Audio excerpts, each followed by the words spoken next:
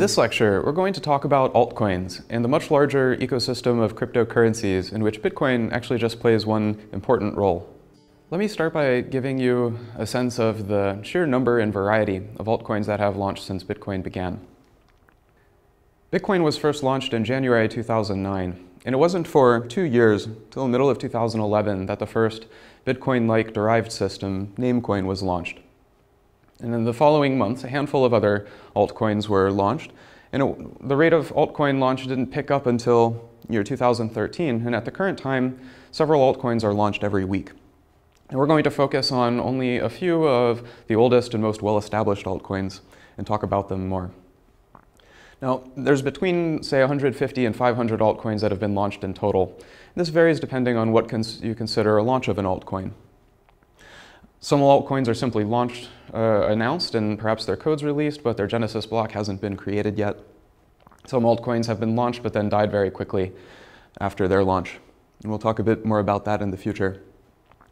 Most altcoins share a lot in common with Bitcoin. They begin with a genesis block and their own alternate view of transaction history from their beginning. Now, to give you some sense of the relative size or impact of Bitcoin in the ecosystem of altcoins, there are a variety of metrics we can use, but I want to show you one, which is market cap. This refers to the price of an individual unit of coin, measured at perhaps the most popular third-party exchanges, multiplied by the total number of units of currency in an altcoin thought to be in circulation. Now, by this metric, Bitcoin is by far the largest, accounting for perhaps 95% of the overall market cap of all of the cryptocurrencies combined. Now, Bitcoin and Litecoin, the second largest currency by this metric, account for more than 99% of the total market cap of all of Bitcoin and the altcoins. The relative ranking of the other altcoins tend to vary quite a lot and fairly rapidly. This diagram in particular is already a bit dated. It's from January 2014. The significance of this is that when we talk about altcoins, many of them are very small in terms of their user base or their total impact relative to the handful of most popular coins.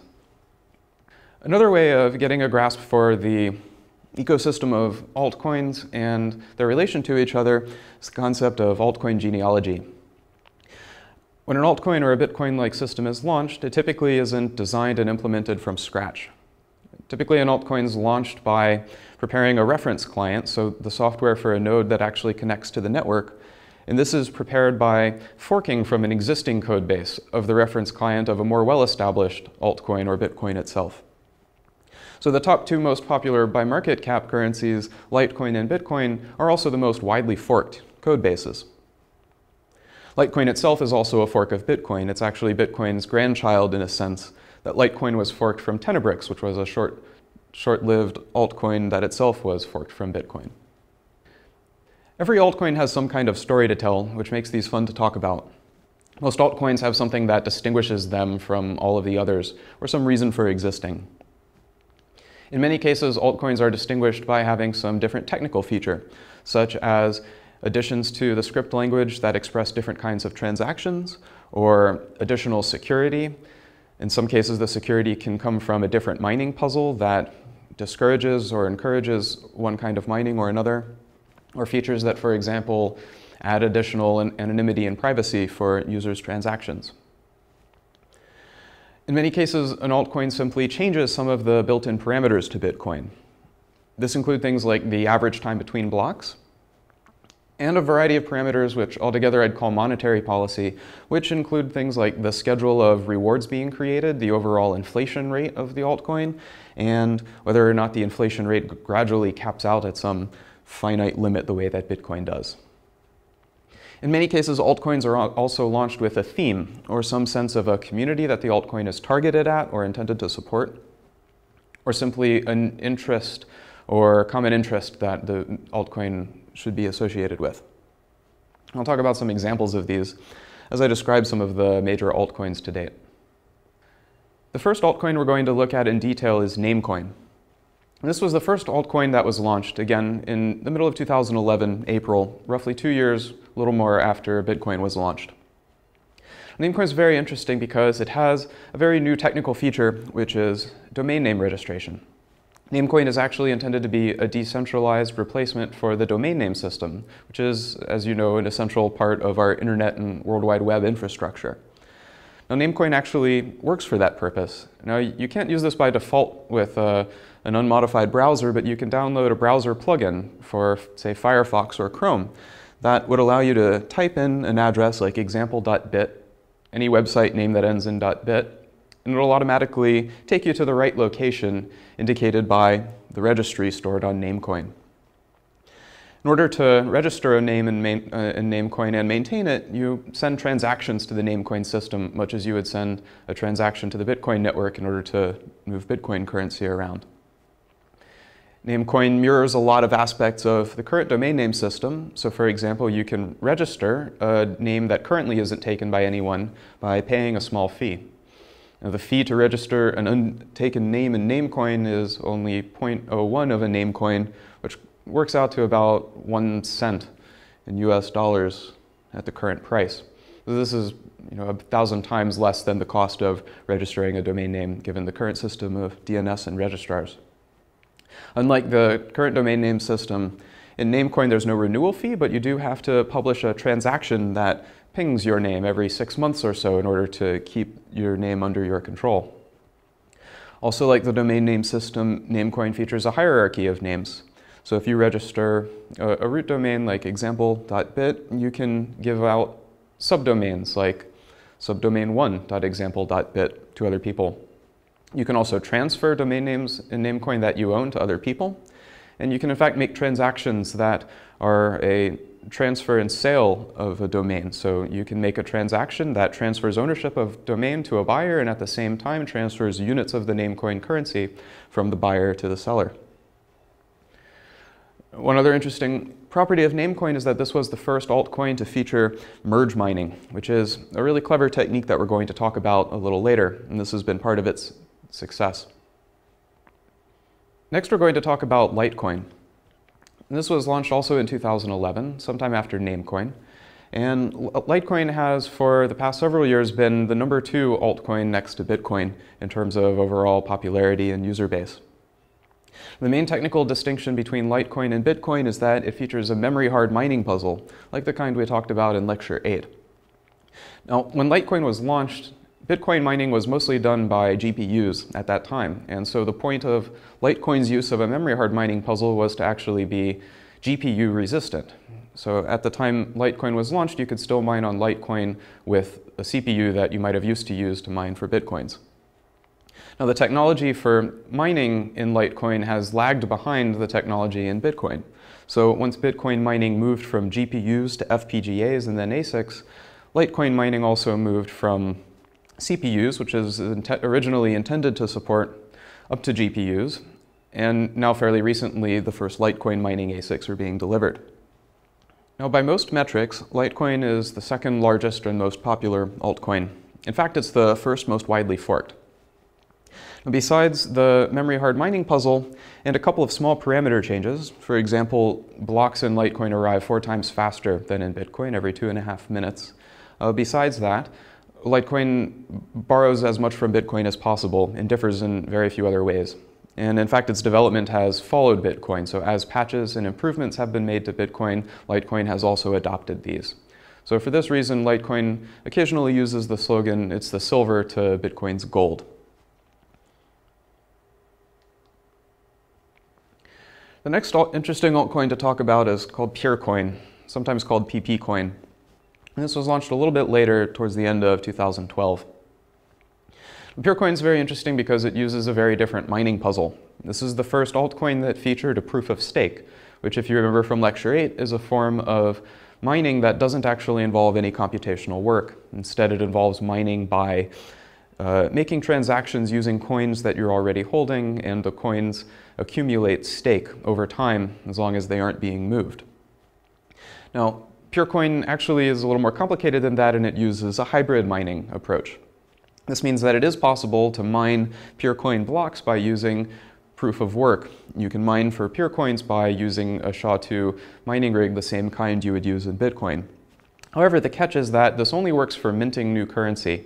You can mine one of these blocks and get a PureCoin reward, but the proofs of work in a mining block aren't actually included in the calculation to determine what's the longest or the main pure coin blockchain. This means that proof of work mining is used to distribute coins, but it doesn't have any impact on the security. More proof of work miners that join the pure coin network don't add any security to it. It also means that an attacker who has a lot of SHA-2 mining equipment isn't able to have any advantage in launching an attack on pure coin. There's a third aspect of the hybrid mining strategy, which is somewhat controversial, which is that pure coin administrators have a trusted public key which they use to sign checkpoints of blessed blocks every so often. This is intended to act as a safeguard against attacks, but the controversy is that it leads to a simple argument that this isn't truly decentralized because it has a position of trust in this administrator's public key. Now, this checkpoint system isn't inherent to its design. It could be removed in the future.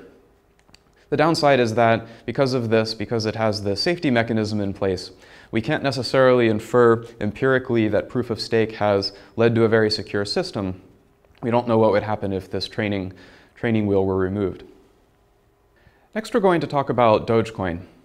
This is a fun altcoin to talk about because it has a lot of fairly interesting and amusing differences to other altcoins that have come before it. Dogecoin is one of the newest altcoins. It's been launched less than a year ago, at the end of 2013. Besides a few technical changes, the main thing Dogecoin has that distinguishes it is the founders of Dogecoin set the tone for a very clear community set of values that include things like tipping and generosity and not taking cryptocurrency so seriously.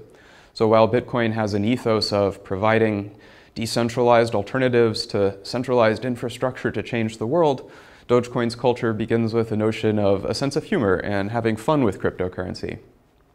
So Dogecoin's had a bunch of interesting and successful marketing campaigns or public relations events. One of them is that they sponsored a NASCAR driver who participated in a race at Talladega. So there's a NASCAR car that's covered in the Dogecoin mascot, which is the internet meme of a Shiba Inu, and has Dogecoin logos over the car. Another interesting thing that the Dogecoin community did is they raised over $30,000 to support the Jamaica national bobsled team so that they could travel and compete in the 2014 Winter Olympics. This is especially funny because it almost exactly mirrors the plot to the 90s movie Cool Runnings. All right, and because of these interesting things, Dogecoin has become very popular throughout its short time since launch. One of the interesting technical differences Dogecoin has, or it had, is a notion of random block rewards. The idea is that rather than having a fixed block reward, or a reward that's predictable and changes over time, each block bonus in Dogecoin should be random. Now, the way that this was implemented has a flaw. The way that it's implemented is that the bonus given to the miner for each block depends on a pseudo-random function of the hash of the previous block. Now, the problem here is that miners of a Dogecoin block, before they're mining or while they're mining on a block, know in advance the reward that they would get if they happen to find a correct puzzle solution. And this means that if you know that the next Dogecoin block is going to have a very low value, you have an incentive to switch to mining on some other altcoin instead, which has a more predictable or ordinary value. Once this problem with the random block reward system was understood, the feature was eventually removed, really only a few months after it was launched.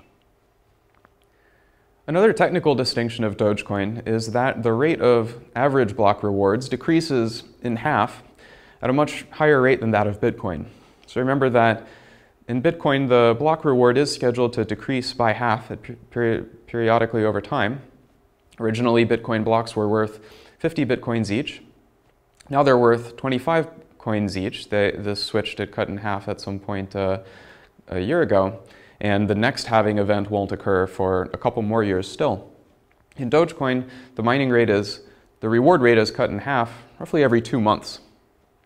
So this is a timeline of Dogecoin's hash rate on its network for a period of time of about 4 months, so spanning from April 2014 up to the current date of August 2014. Now there's a couple of points, so in late April and in mid-July, when the block reward for Dogecoin was cut in half. And what happened is, When it was cut in half, each of these times, the hash rate contributed to the network diminished quite substantially from either an amount of about 30% to 50% of its decline. Now from this first halving event on this timeline, once the hash rate dropped, it eventually picked up again and reached a peak around where it was previously, and just in time for the next halving event, after which it reduced by half. Now, in comparison, over the same window, the hash rate in Bitcoin has essentially steadily increased at a slow exponential rate, while Dogecoin's hash rate has gone up and down. This indicates that the effect of having a much faster halving time has a significant impact on the contributed hash power of an altcoin. Just to compare, not all altcoins go up and down. Here's a timeline also of an altcoin that was steadily in decline during the same period. This was a smaller altcoin. I'm not going to bother naming it for the sake of not embarrassing them. Hash power can be compared directly between two different altcoins that have the same mining puzzle. So for example, the 5 terahashes per second for the altcoin depicted on the bottom is roughly more than 10,000 times less than the 100 petahashes per second of Bitcoin's hash rate. On the other hand, it doesn't make sense to directly compare the hashes per second between two different mining puzzle schemes because it doesn't take the same amount of computational effort to compute the hashes. A customized device for computing SHA-2 mining puzzle solutions isn't usable for computing S-crypt puzzle solutions, or if it's usable, it might only be so at a reduced rate of efficiency. Nonetheless, besides comparing hashes per second, in absolute terms, it does make sense to compare the relative change in hash power over time, because this is a reasonable measure of the amount of participation in the network. It's also possible to measure the price of units of currency in an altcoin as they change over time. And in general, this tends to correlate fairly well with the hash rate contributed to the network. So for example, this top graph depicts the hash rate contributed to the Litecoin network over time, which again is steadily increasing at roughly an exponential rate, and Dogecoin's hash rate over time, going up and down several times over the same time period, is shown at the bottom of the top graph. In the bottom graph, you see the relative exchange price at one of the largest third-party cryptocurrency exchanges. What you can tell is that just as the relative hash rate contribution in the Dogecoin network has diminished relative to Litecoins, so has the price of Dogecoin diminished relative to Litecoins. We've mentioned several metrics for comparing altcoins. I'm going to talk about in a little more detail about a few of these and describe their relative disadvantages or weaknesses to each other. The standard one, or perhaps most commonly used one, is market cap, which, to recall, is the price per unit of a currency at some current time, measured typically at a third-party exchange, multiplied by the total number of units of this currency thought to be in circulation. Now, this is almost certainly an overestimate, but it's not clear how much. It's an overestimate for one reason, because the price would change if you tried to sell coins. Suppose you had 1 million Bitcoins, this is around 10% of the current Bitcoin circulation supply. You wouldn't be able to sell all of those coins at the current price. Once you started trying to sell a fairly large amount of them, the price would begin to drop as you introduced more coins to buyers who wanted to buy them. Right? So it's not obvious how to account for the difference in available liquidity. Another thing that market cap's hard to account for is how many coins are actually in circulation as opposed to out of circulation. One way that an altcoin currency unit could go out of circulation is if the original holder of that coin loses their private key. They're no longer able to spend the coin, so it's really become unusable. But there isn't any way necessarily for the network to be able to tell whether or not this has happened. So a simple market cap calculation isn't able to account for this. One way of trying to measure the amount of activity on an altcoin is to look at its exchange volume. Now, to do this, you have to look at one of the large third-party currency exchanges, and this introduces some uncertainty. It depends in some way on the nature of which exchange you're looking at. They sometimes have slightly different prices. It's also possible to move the price. It's possible to join a third-party exchange and buy and sell units of the currency to yourself for a fairly low price, but this has the effect of influencing the apparent exchange volume. Right? You could also look at the transactions that are done on the network, but a transaction on Bitcoin or in most altcoins doesn't really mean that any change of value has taken place. It could just mean that users are automatically reshuffling the coins in their wallet, for example. And as we've looked at it, there are ways of comparing the hash power of coins or looking at how the hash power of a network changes over time. This is especially useful for comparing networks with similar mining puzzles, and it's difficult to compare in absolute terms puzzles with networks with different puzzles. Now, another more direct metric that you might want to use is some measure of merchant support or commerce being done. How many users are actually using their currency in an altcoin to do things like buy products or exchange them for other things of value and so on. And this is very difficult to measure because it would rely quite heavily on some way of aggregating all of this information from merchants. You would perhaps need the support from some of the large merchant tools or payment processors that handle both altcoins and bitcoins. And in general, large exchanges and payment processors are hesitant to accept new altcoins into their system, and they only do so once an altcoin has already reached some level of status and it's perceived as being taken seriously. So far we've talked about just a small handful of altcoins. There are many more we could talk about and tell their stories as well. But we're going to move on for now, and we'll talk about a couple more altcoins as they come up.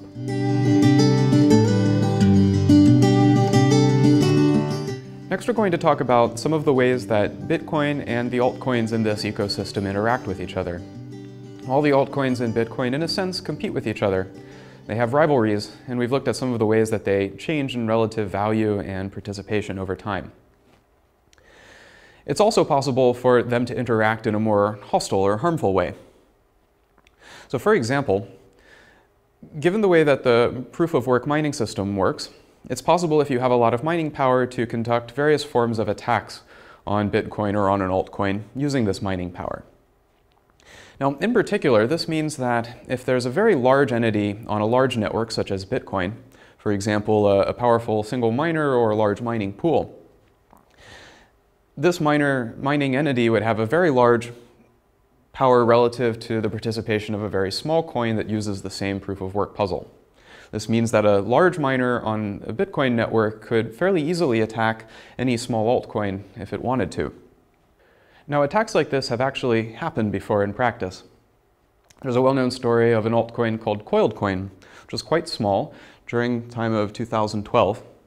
And one of the large mining pools, Elijah's in Bitcoin, decided that CoilCoin was a scam and an affront to the cryptocurrency ecosystem and a very bad idea. And so the director of this Elijah's pool pointed his mining resources at CoilCoin and launched an attack. This attack involved mining a lot of blocks that reversed days' worth of transaction history in CoilCoin, reversing the user's transactions, and as well as mining a long chain that had empty blocks containing no transactions at all, effectively making a denial of service attack. CoilCoin users weren't able to make any transactions during that time. After a fairly short time of this siege, all of the users of CoilCoin had left and moved on, and the altcoin doesn't exist anymore as such. Similar attacks have also been conducted on other altcoins such as TerraCoin and WorldCoin most recently, although in these instances the attacks were short and the altcoins did survive, at least to some degree, after the attack. I want to talk now about a technique called merge mining, which I mentioned is a very clever technique, and this involves a way that mining on two altcoins can be combined. Now, ordinarily, mining on an altcoin is exclusive to a particular altcoin. Each hash you compute, each puzzle solution attempt you make, has a chance of either being a solution for one altcoin or for Bitcoin, but there's no chance of it being both. You can divert some of your mining resources to mining on one altcoin network or on another. You can change it over time, or you could split your resources, but at any one time, your hash power has to be divided from its total in this sense. Now, this is an obstacle to bootstrapping. If you wanted to launch an altcoin and convince Bitcoin miners to participate in your network, the Bitcoin miners would have to stop mining Bitcoin while they switch to your altcoin. So what if it were possible to mine both blocks on an altcoin and blocks on Bitcoin at the same time without having to sacrifice either? Now, just to illustrate this, the reason why each puzzle solution attempt has a chance of being either a Bitcoin block or an altcoin block is because each hash you compute is over a string, and the string contains, in the case of Bitcoin, the hash of a previous block, the Merkle root of a tree containing a bunch of valid Bitcoin transactions, and you have to compare it to Bitcoin's target difficulty in order to see if it wins. Now, for a basic altcoin, that would be just a fork of Bitcoin's code with a different genesis block but no other changes, so the same mining puzzle. Each puzzle attempt for this altcoin would include it would be a hash over a string including the hash of a previous altcoin block, a Merkle root of altcoin transactions, which would be different than Bitcoin transactions, and you'd compare it to the altcoin's difficulty target, which would be different than Bitcoin's as well. Each hash you compute either has the string of the top type or the string of the bottom type, and there's no way for a single hash to give you information about both. So merge mining is a way of designing the mining puzzle for an altcoin, such that every puzzle attempt in the altcoin is also a valid puzzle attempt in Bitcoin. Now, the secret to this is that there are places where a miner can put data in a Bitcoin block that they're mining on. They can put arbitrary data that isn't validated by the Bitcoin network, and it's up to them. So the approach will be to make the important data like transactions and previous block hash for the altcoin embedded in the Bitcoin block in this location. More specifically, one of the places in Bitcoin where you can place arbitrary data is in the script sig of the first transaction in the block, the Coinbase transaction.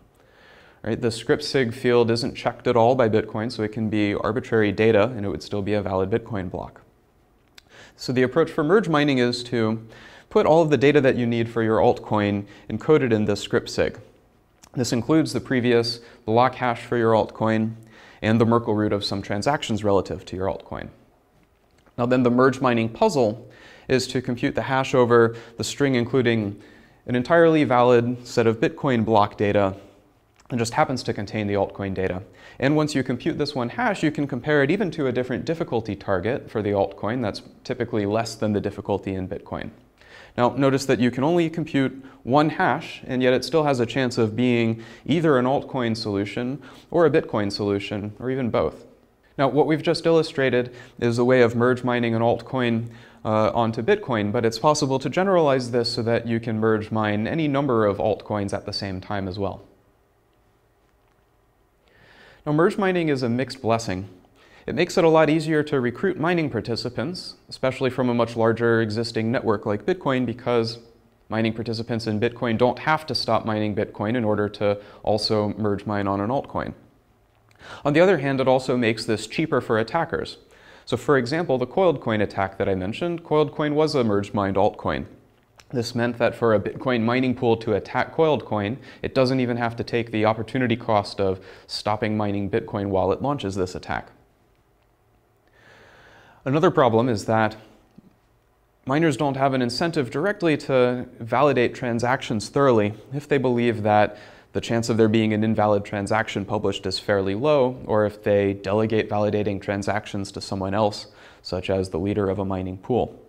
So while it might not be too expensive to fully validate transactions for a single network, if you wanted to merge mine on a very large number of different altcoins, it would be expensive to thoroughly validate transactions on all of them. Therefore, merge mining makes it more likely that only a smaller number of miners would actually perform transaction validation.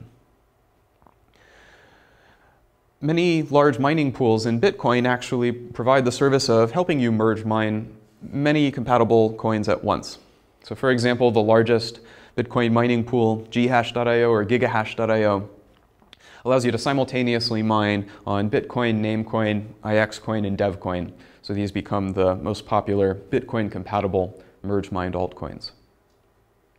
Next, we're going to talk about a way that transactions in two unrelated altcoin blockchains can actually be related and interdependent to each other. In general, a transaction on one altcoin is entirely independent of and has no way of referring to a transaction that happens on some other altcoin's transaction history. However, there is a way to do something to this effect using a technique that we've discussed previously. Now, the motivation here is suppose that Alice has 1 Bitcoin and Bob has 1 Litecoin, and they would like to trade with each other. This means that Alice could make a transaction on the Bitcoin network that transfers her Bitcoin to Bob. Bob can make a transaction on the Litecoin network that transfers his Litecoin to Alice. But they have a problem if they don't trust each other. Which one of them is going to go first? If Alice sends her Bitcoin to Bob, Bob might not make a Litecoin transaction and Alice would never get the Litecoin. Bob would end up with both of them. What you would like is for an atomic transaction property where either both transactions, the Litecoin transaction and the Bitcoin transaction, both complete or neither of them do. Now, the way that this technique is going to work is going to involve a couple of different steps. In the first step, Alice is going to generate a secret key, X. She's also going to compute the hash of X, and we'll call that hash value H. Alice is going to start by creating a pair of transactions. The first one is a deposit. It's a Bitcoin transaction that deposits her Bitcoin such that the Bitcoin can be spent in one of 2 ways. One of the ways is for Bob to take it. This way is colored in green on this slide. It only requires Bob's signature, but it also has to involve publishing the secret value X such that the transaction can check that indeed the hash of X is actually H. All right, this is the way of claiming the Bitcoin that'll happen if the protocol completes. Now, the other way of claiming Alice's Bitcoin requires a signature from both Alice and Bob. Now, Alice generates this deposit transaction, but she doesn't publish it yet.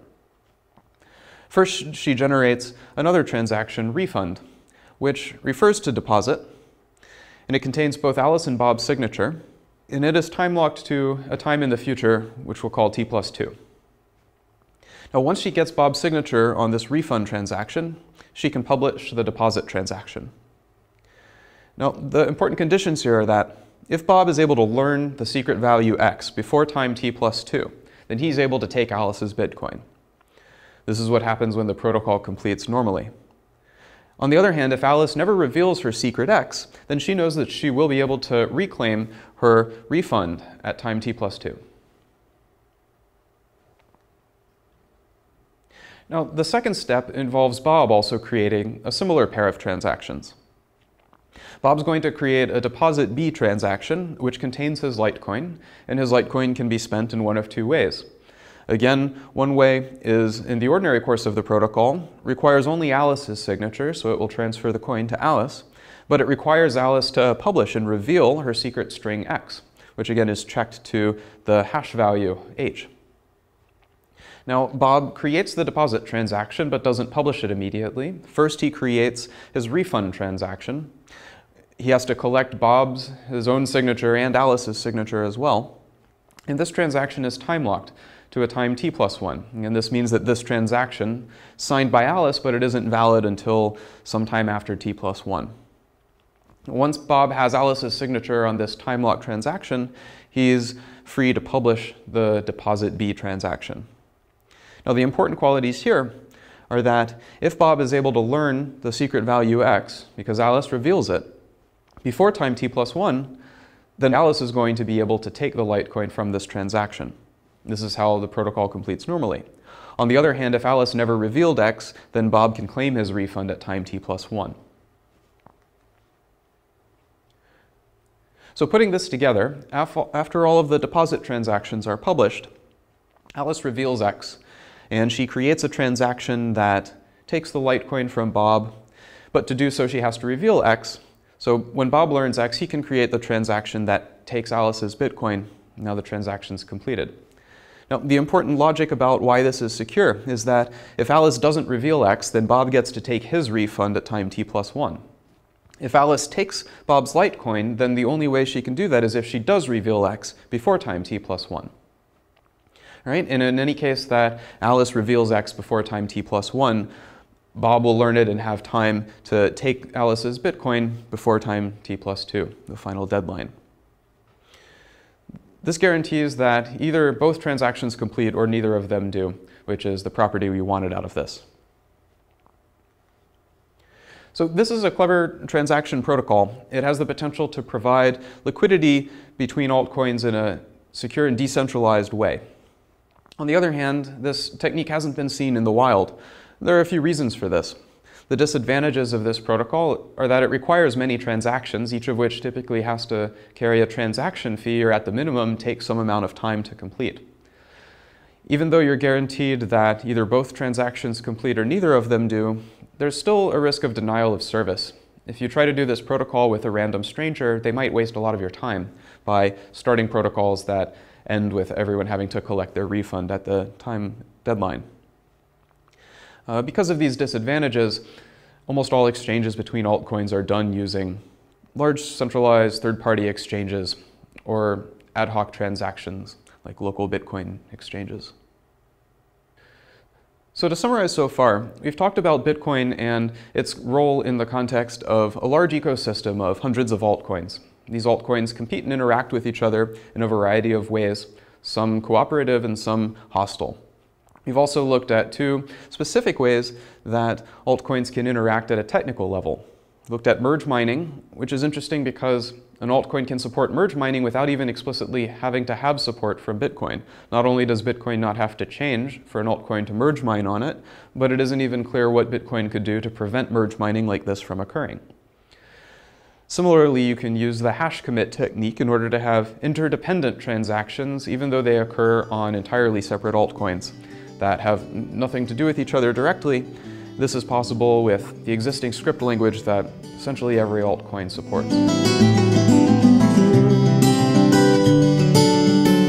Now we're going to talk about how to launch an altcoin and what happens to altcoins after their launch, what's involved with this process.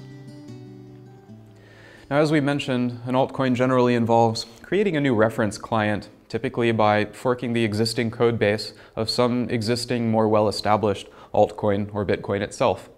And the easy part is to add in a bunch of technical features or modified parameters you think will work out well. To get people to join your network, you need to make this reference client available to them so they can download it. Typically, this involves announcing the source code to your reference client on the popular Bitcoin Talk forum. And that's the easy part.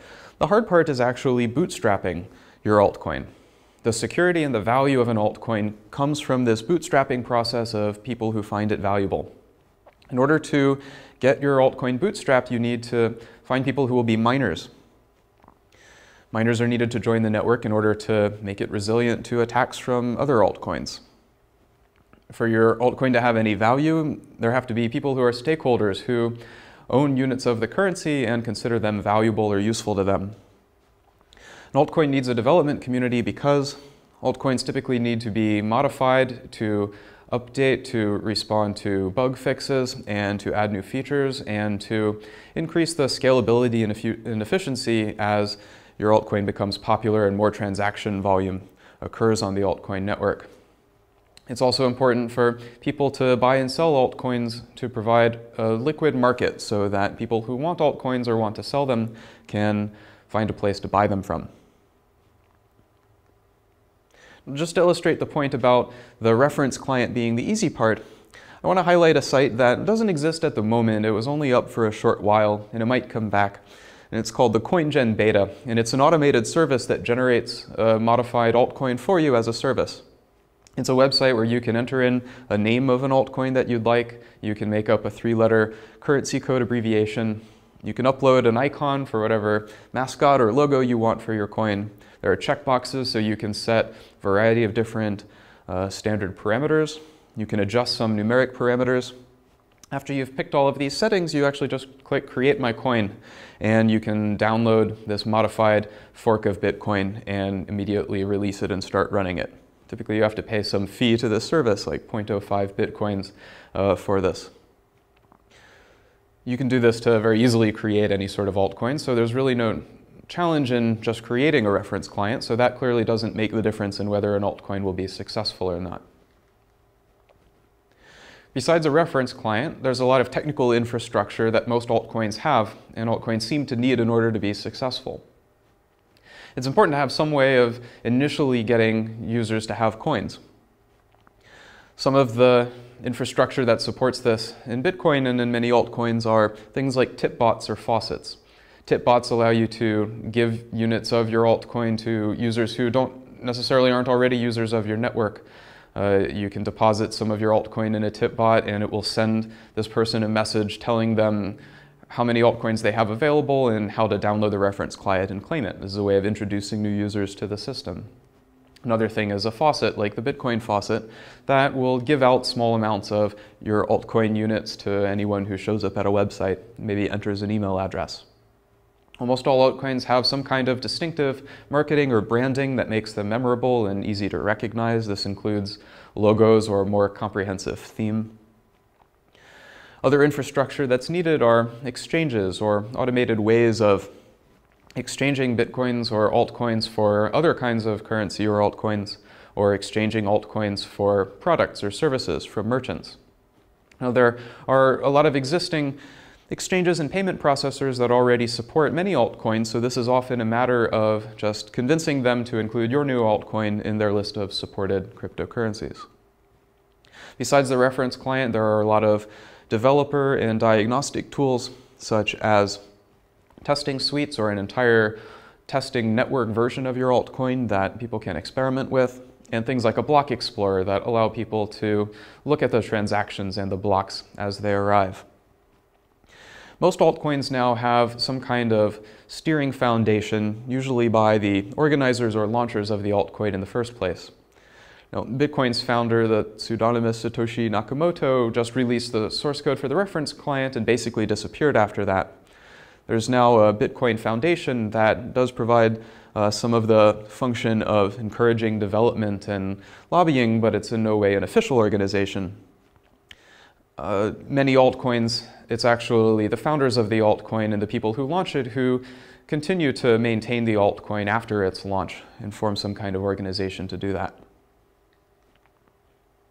Now, a very important thing for an altcoin in a way of getting stakeholders initially is to provide some way of initially allocating units of the currency to individuals besides just the mining process. So in every mining-based coin, some new coins are created and handed out to miners who solve proof-of-work puzzles and earn mining rewards. But there are other ways of allocating coins as well. One is called a pre-mine, which is where the founders of the currency reserve some portion of the money supply for themselves. They get a stash of the units of their own altcoin. Sometimes they say that these pre-mine amount is intended to be used for further development of the currency, or to pay developers, for example. Another way of allocating units of an altcoin initially is through a pre-sale. This is where the founders, instead of taking these units of currency for themselves, they sell them to individuals for some other currency like Bitcoin or dollars or any other. Now, the people who buy those currencies are the initial holders of them. On the other hand, the founders get this revenue of ordinary money or Bitcoins, which they can also use to, for example, pay developers to build the currency. Another interesting way of getting an initial set of stakeholders in your altcoin is called proof of burn. Otherwise, this is called unilateral pegging. The way that this works is that a user who destroys 1 unit of Bitcoin that they own earns 1 unit of the currency in your altcoin. Now, this is intended to have the effect that whoever ends up holding an altcoin believes that it's at least worth as much as the value of the Bitcoin that they destroyed in order to get it.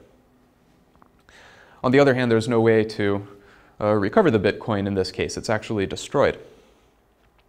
An alternative is to have Bitcoin ownership grandfathered in. In other words, if you at, say, a current date, taken like a snapshot, if at a current date you own 1 unit of Bitcoin, then at the time of this altcoin launch, you also own 1 unit of the altcoin. All right, in this case, the original Bitcoin doesn't have to be destroyed. Right, and the final mechanism is called an airdrop, which is if the altcoin is targeted at some kind of community or group, then an initial allocation of coins is simply distributed to members of this group. Now I want to tell the story of an altcoin called Aurora Coin, which is fairly controversial. It's been widely considered either the most successful scam or one of the least successful altcoin launches. Now the theme of Aurora Coin is that it's intended to be an altcoin that supports citizens of the country of Iceland. The idea is to distribute units of Aurora coin to Iceland citizens who would be able to claim some fixed amount of Aurora coins at some point. Now, in total, Aurora coin has a total supply of eventually 21 million coins, half of which are given out to miners gradually, and the other half of which, 10.5 million, are set aside and dedicated to be available for Iceland citizens to claim their fixed portion. Now, Iceland has only about 330,000 people, and at the time that the airdrop began, the coins were not available for Iceland citizens to claim until several months after the coin was initially launched. Now, what happened was, during the time that the coin was launched, and in between that time and when the distribution to Iceland citizens began, the price fluctuated quite wildly. It reached a fairly high peak, but by the time the airdrop occurred, the price had diminished quite a lot. And once the date of the distribution began, the price dropped very rapidly, very low, and has never recovered since. Now, what went into this? One explanation is that there's a very high uncertainty about the monetary supply. At the time that the airdrop began, only a very small amount of the currency had been distributed to miners as rewards, and it was very uncertain exactly how many Iceland citizens would actually go through the effort of claiming their Aurora coins. This meant that the relative portion of the monetary supply that any miner would hold would either completely change or not change at all, depending on how many citizens actually claimed the coin. Another reason for this uncertainty is that the process of distributing portions of coins fairly to individual citizens is a very difficult process. Presumably this could be done by checking something like their national identity cards, but that would be a very difficult process even for someone who had planned it very well. The way that this was implemented was simply by the founder of the coin signing over units of the currency by making signed transactions with his public key. There's very little accountability or transparency into this, which led to a fairly large suspicion that he was either being inundated with fraudulent requests of attackers trying to claim more than their fair share of Aurora coins, or that the founder himself ran away and simply made transactions that gave himself a large amount of the Aurora coins, and then he could sell them off at an exchange. There's no clear way to know whether this is what happened or not, but the fact of this large amount of suspicion, I think, had a lot to do with the fact that the price very rapidly declined.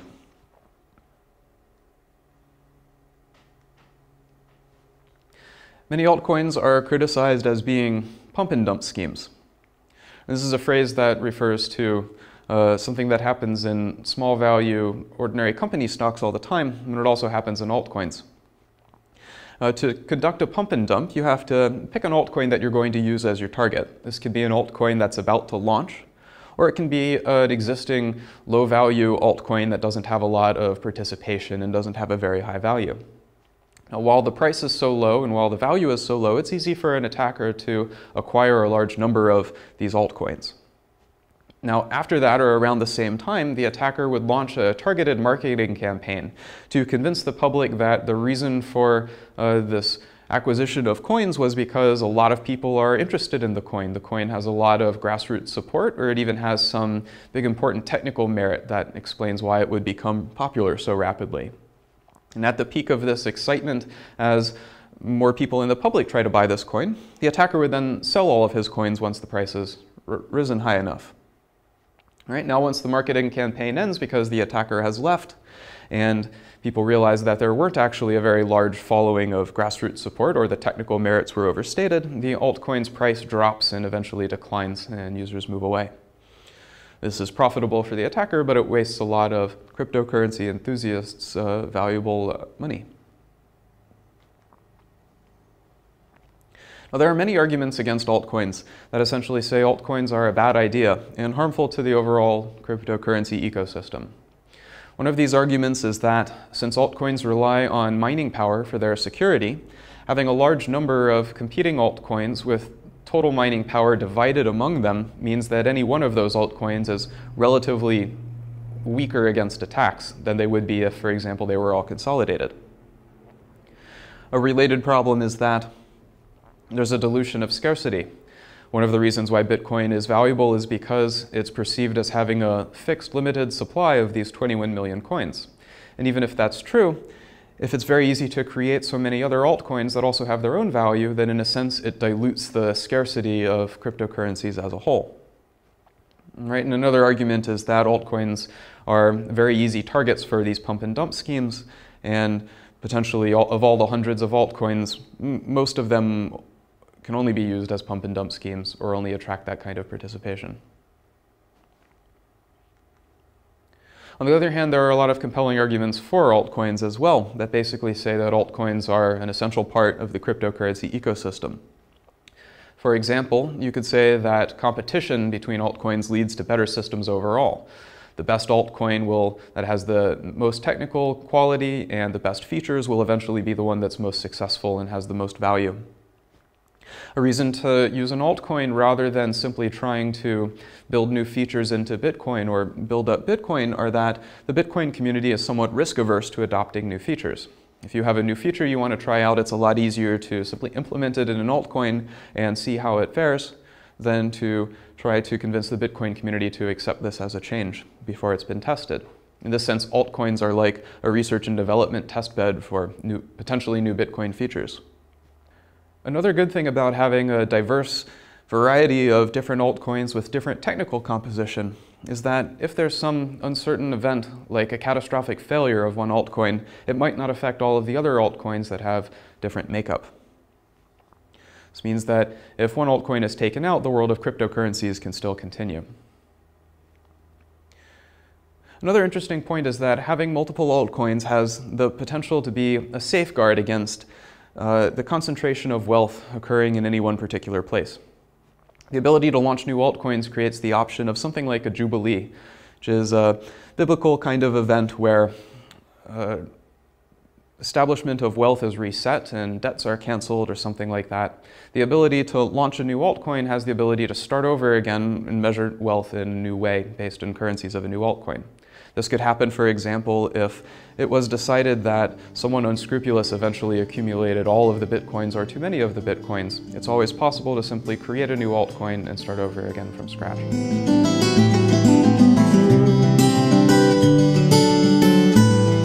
Now we're going to talk about a topic that's at the cutting edge of cryptocurrency research.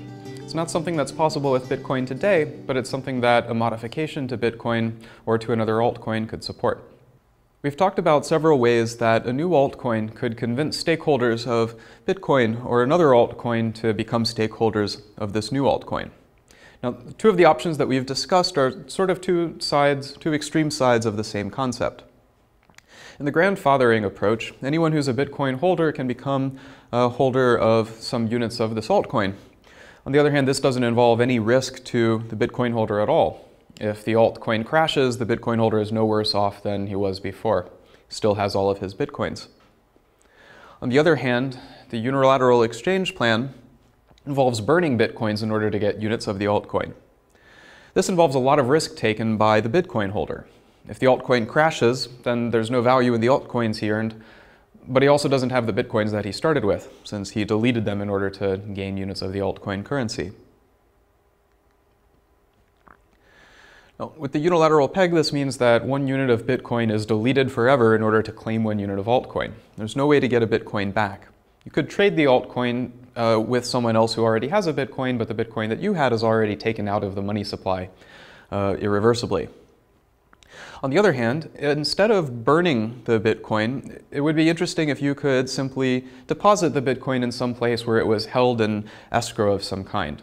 You'd be able to get 1 unit of this altcoin and then transact with it in different ways. But if eventually you wanted to get rid of your altcoin and have your original Bitcoin back, you would have that as an option. You could take that Bitcoin that was deposited and retrieve it from its escrow storage. This would be called a bilateral peg. Now, ordinarily, 1 Bitcoin transaction can't refer to events that are happening in another altcoin blockchain. But a possible change would be to extend Bitcoin's transaction script language so that you could have all of the rules of an altcoin, including validating all of the transactions and checking the altcoin's proofs of work, actually encoded in the script of a Bitcoin transaction. you would be able to deposit a Bitcoin in such a way that the only way you can retrieve that Bitcoin is by presenting evidence, meaning all the data of a blockchain, showing that an altcoin had actually been deleted, and you could get the Bitcoin back out. Now, to implement this the direct way, it would actually require a very complicated script language, and it would require a lot of effort for Bitcoin validating nodes in order to check all of the data on every other altcoin. This would be way too complicated. Now, there's an approach towards improving the efficiency of this, which involves using SPV proofs. Now, if you recall, SPV proofs are a way of allowing not full validating nodes, so things like mobile clients, which don't have enough resources to perform validation of the entire blockchain, to nonetheless get some evidence that, for example, a transaction has occurred 10 blocks ago in the longest blockchain. Now, a full validating node has to validate every transaction and is supposed to only mine, for example, on the longest valid blockchain, where validating requires keeping track of all of the available transactions and checking all the transactions in every block. On the other hand, a mobile client that assumes that the rest of the miners are doing their job, a mobile client can become confident that a transaction has actually occurred just by looking at the proofs of work in a bunch of blocks and just checking that the transaction, a single transaction that they care about, is included in the Merkle tree of transactions, including in a block that occurred sometime in the past. This is a lot faster because it only involves checking block headers. And it's not a guarantee that this is the longest valid blockchain, but it is evidence to this effect. So the approach to allowing things like bilateral peg is to have a Bitcoin transaction script that's capable of doing SPV proofs about an arbitrary altcoin. Now, altcoins often have different parameters like increased block rates. If an altcoin has a very fast block rate, then this would mean that checking an SPV proof of all of the headers in a block, all the headers in a blockchain could still be pretty slow. It would take, for example, n steps to check the proofs of work for n blocks in the altchain. If instead of just having blocks form a chain, though, what if we could store the blocks in a data structure that supported some more efficient kind of SPV proof? We'd like to get something along the lines of taking log n time to check a blockchain that has n blocks in this altcoin. Now, one approach to this is based on the idea of a proof of work sample. Suppose that we have 4 blocks, each with difficulty 4 bits. This means that every hash of these 4 blocks has at least 4 0 bits in the front of it. Now, if all 4 blocks have at least 4 0 bits, on average, half of these blocks are actually going to also have at least a 5th other 0 bit in the front. And even one of these 4 blocks, on average, should be expected to have a 6th 0 bit, so 6 bits of 0 in the front. All right, and so on, depending on the number of blocks. Now, the average number of hashes that are needed to find 4 blocks with 4 bits of 0 in them is 4 times 2 to the 4. It would take, on average, 64 hashes to find these 4 blocks. This is exactly the same as the average number of hashes you need to compute to find just a single block that has 6 bits of 0 in the front. So an idea is, why not just check a single block, the one that has the most bits, and use that for your proof of work? Well, even though the average number of hashes needed to compute these blocks is the same, the precision of this estimate is different.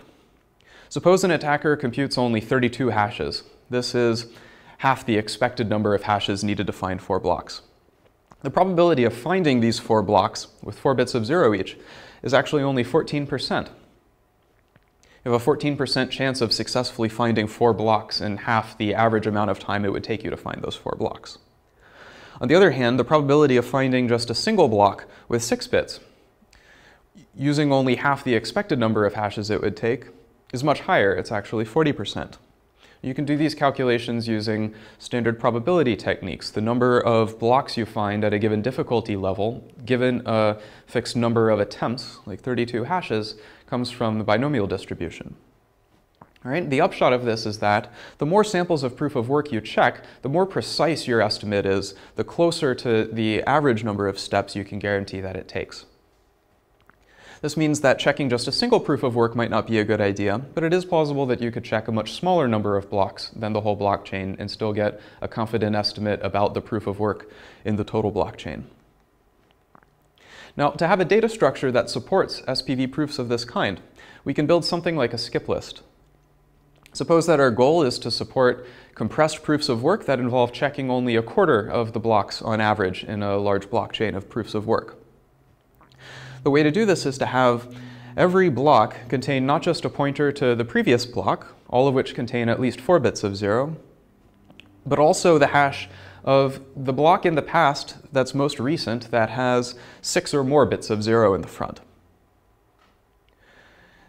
This would only incur an insignificant amount of cost to full nodes who are still going to validate every proof of work in every block. But in order to check a compressed SPV proof, it's only necessary to check the hashes that point backwards to the high-value lucky blocks. You can just follow the red arrows. On average, in this case, it would take an average of only a quarter of the blocks in proofs of work you would have to check. Now, this basic approach can be generalized to an ordinary skip list where you could choose after the fact what kind of sample you would want to take, and you could skip as far back as quickly as you like, or get a more dense sample in order to have a more precise estimate.